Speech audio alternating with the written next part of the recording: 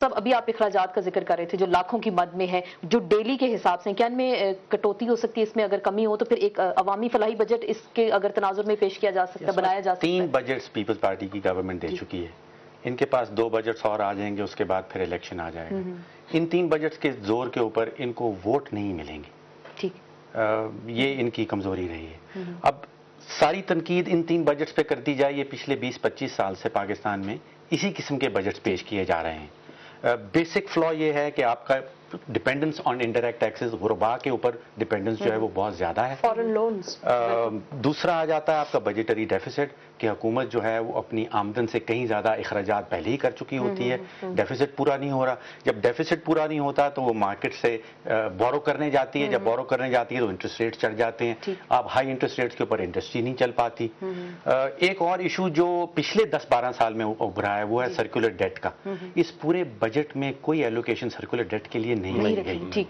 तो circular date अगर if it's here to stay, that means कि बाकी जितनी प्रॉब्लम सर्कुलर डेट के साथ रिलेटेड हैं, they are also here to stay. बहुत सारे मसले मसाइल और तालीम के लिए अगर हम देखें 34.5 अरब रुपया रखा गया, जो कि 2.3%। आसमा मेरी बात सुने, ये 2-3 ऐसे काम है सेक्टर्स। बांग्लादेश में 2.6, हनीफ अब्बासी साहब, इंडिया में 3.3%, इंडोनेशिया में 3.5, मलेशिया में 4.7, पाकिस्तान में ये जो आप लाकानूनियत है, मलेशिया में 6%, 5.3% इन वियतनाम। इस मुल्क के अंदर जो लाकानूनियत और दहशतगर्दी आप देख रही हैं, इसमें 2 फैक्टर्स हैं।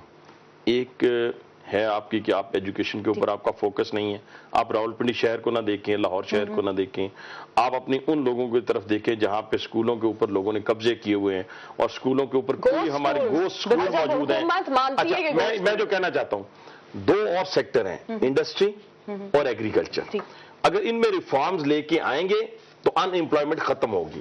अनएम्प्लॉयमेंट खत्म, क्योंकि 17.5 करोड़ का ये मुल्क है। हमने बड़ी नवीद सुनाई पिछले आज से कोई 2 साल पहले, हम कहते थे जी मोबाइल आ गए और गाड़ियां आ गई। और एक सेकंड आप ही की बात को आगे करिए। 70% स्पिनिंग मिल्स जो है क्लोजर पे हैं।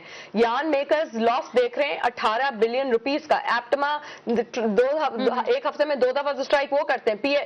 स्टील मिल के पास तो पैसे नहीं है, लेकिन फिर भी हम इंडस्ट्री की उन्होंने बात की। जवाब आता है कि हम दहशतगर्दी की एक जंग लड़ रहे हैं और बहुत पाकिस्तान क्राइसिस में है। लेकिन अगर आप पुलिस को देखें तो छोटी छोटी गन्स उनके पास आसमां उठाई होती है, आपको देख रहे होते हैं। ये हमारी सिक्योरिटी मेजर्स हैं, इस पे तो कुछ भी नहीं किया गया। ये जो वेपन्स का है और ये इनके अब मतलब इनके जो अपग्रेडेशन के जो बड़े मराहिल हैं, वेपन से जंग नहीं जीती जा सकती। आसमा में हम लोग कहाँ फंसे हुए हैं? इंडस्ट्री माने हम वेपन्स रशिया से ज्यादा वेपन्स किसी के पास नहीं थे।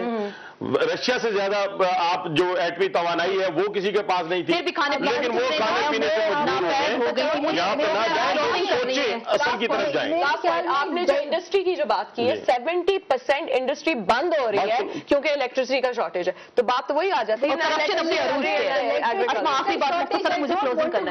इलेक्ट्रिसिटी का शॉर्टेज जो अभी कोई 1 साल से या 2 साल से नहीं है। और दूसरी मैं आपको ये बात बताऊं कि अगर जैसे आप गन्स और वेपन्स की बात करिए, मेरे ख्याल में पाकिस्तानी कौम इस एक पॉइंट पर मुत्तफिक है, to fight the war against terror. और बिल्कुल बहुत शुक्रिया हनीफ अब्बासी साहब, डॉक्टर फारूक सलीम साहब आपका शुक्रिया, आसमा अरबाब आपका शुक्रिया, मावी मेमन आपका बहुत बहुत शुक्रिया। और बहुत सारे अहम सवालात थे और बजट जो आम आवाम के लिए इसमें क्या रखा गया, आवाम को कैसे रिलीफ दिया गया, बहुत सारे बुलंद बांग दावे किए गए हैं, वादे किए गए हैं। ये दावे वादों में कितनी हकीकत है और 365 दिन में हर रोज अगर एक नया बजट आएगा तो आवाम के मुंह से जो रोटी का निवाला छीन लिया गया है, इसके बाद क्या होगा। इसके साथ ही इन सेशन से आसमा चौधरी को इजाजत दीजिए, कल फिर मुलाकात होगी। अल्लाह हाफिज।